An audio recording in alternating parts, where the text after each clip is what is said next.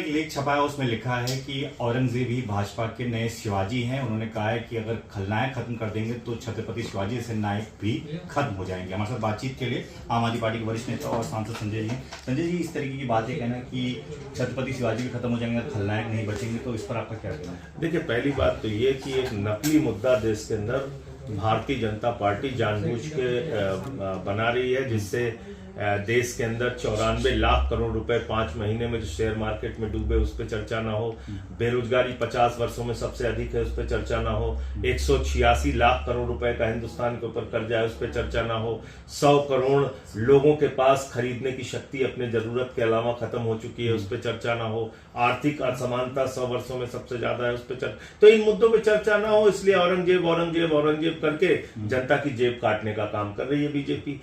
मैं तो कह रहा हूं कि अगर मुगलों की क्रूरता का इतिहास पढ़ाना है पढ़ाओ, अंग्रेजों की क्रूरता का इतिहास क्यों नहीं पढ़ाते?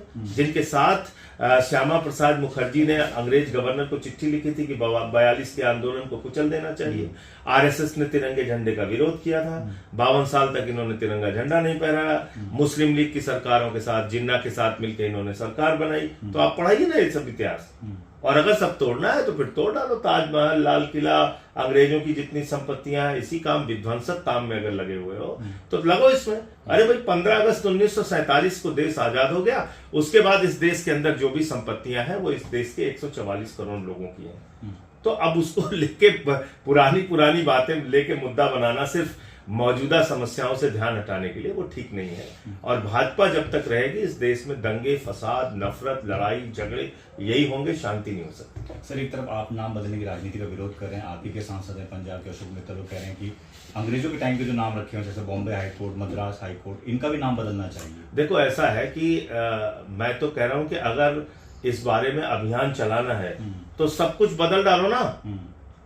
कह दो कि हिंदुस्तान में जितने भी मुगलों ने सड़कें बनाई हैं सब तोड़ डालेंगे, फावड़ा लेके जुट जाए भाजपा के कार्यकर्ता।